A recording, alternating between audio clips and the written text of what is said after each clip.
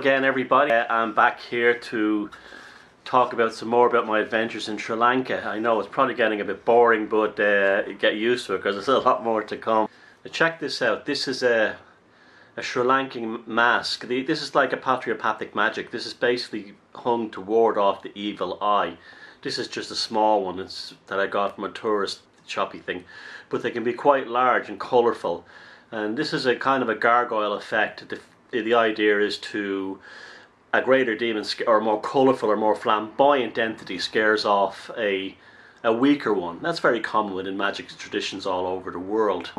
But one of the reasons it was a life-changing experience for me was the fact that I finally found something there I've been looking for many years now.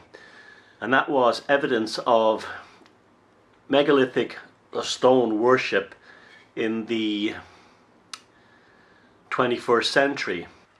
Just by sheer happenstance, I was visiting Delft Island, which is between Sri Lanka and India, and just to get to the ferry terminal was a nightmare because basically the infrastructure north of Jaffna in the northern Tamil part of the country is still an absolute mess. The roads are horrific. I've never seen anything like them, and you're basically rattled to pieces before you even get to the ferry terminal. And then you have to get on the ferry, and the ferry is a 40-kilometer trip across to Delft Island, and the seas are literally like this, as you can see in this video.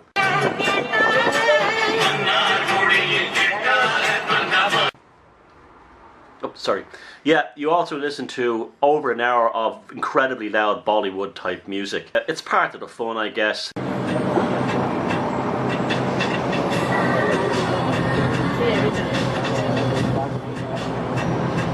Along with standing in other people's puke at your feet. But we're talking about the developing world, and this is how it is. It's also, if you're serious about megaliths and megalith hunting, you've got to do these kind of things, because part of the fun of looking for the megaliths and is the journey to them, the experiences and the journey to them, because you will find they've often got a magical quality to them. You meet magical people, you find yourself under magical circumstances. The whole time I was on Delft Island, I was followed by these crows. And ravens. They were like following me everywhere. Very much a sense of the Indian version, or the Vedic version of the Morrigan, which is the Dhumavavate goddess, and the whole thing was just infused with a sense of magic. The island itself doesn't really have much going for it. In fact, it's really, there's nothing much there. There's like one shop and one restaurant to serve like 4,000 people, I think. And it looks very poor and very, underdeveloped, but that's also part of it as well. One of the things that's interesting is that all those stone walls look like the stone walls in the west of Ireland, but they're actually made from pieces of coral. So you see the coral actually in the stonework of the walls. It's quite beautiful in its own kind of way. When you arrive at the so-called famous Cobra Stone, I only found out by chance talking to an American chap on the ferry who was going over. It was a revelation. Now, I've been looking for a long time to find evidence of megalithic worship in the present era. Now, you do get like people, neo-pagans and hippies and these types who come to Ireland in this part of the world, and they venerate the stones. Like, we have some ridiculous stuff like people coming over to venerate Celtic gods at Neolithic sites and by pouring milk and honey on them. It's ridiculous for lots of reasons, because those stone circles of Ireland, most of them were built thousands of years before the Celtic gods and goddesses these people come over to venerate. But anyway, the stone itself is at a place called Lanka, which literally means the land or the place of the growing stone. It's right behind a small Hindu temple, and right when I got there were people venerating the stone. Now, the stone apparently appeared out of the ground within the last 100 years, and people who lived there in their 70s will tell you that when they were kids they could sit on the stone. Now the stone is about my height, I'm 5'9", so it's about my height now, and it is a strange looking stone. It definitely is made of some kind of limestone, but it also has a kind of a coral effect, and it's kind of bubbling. Now, this also reminds us of the Travants of Romania, those strange moving stones that I covered in my book Sorcery, the Invocation of Strangeness.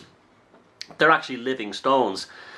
If this Cobra Stone, and they call it the Cobra Stone because it's got a simulacrum of a cobra, which it really is, by the way, is a kind of a Trevant effect, or it's an existing stone that's being pushed up by pressure from the ground underneath it. It's hard to say, but the thing does have a surprisingly organic, almost living quality about it.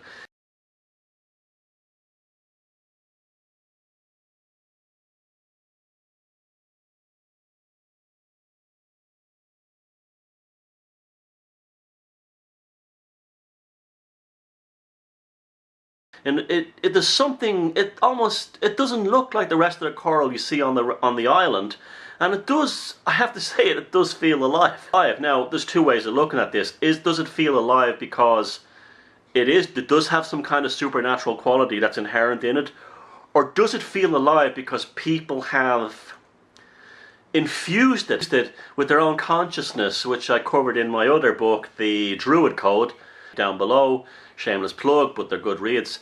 And the idea is these stones being receptors of human consciousness is actually something I quite believe in. Jury's out on how the stone Dalulana Gala got its power, or its power force, but it was refreshing and very important for me on a personal level to see, wow, you know, like stone megalithic worship alive in the 21st century. It just goes to show you, if we were never Christianized in the West, like they were not Christianized in the Hindu world, would we be worshipping stones today? Would we be worshipping what the Christians called idols? I think we would be. I think we would be venerating stones just like we're venerating other aspects of the natural world.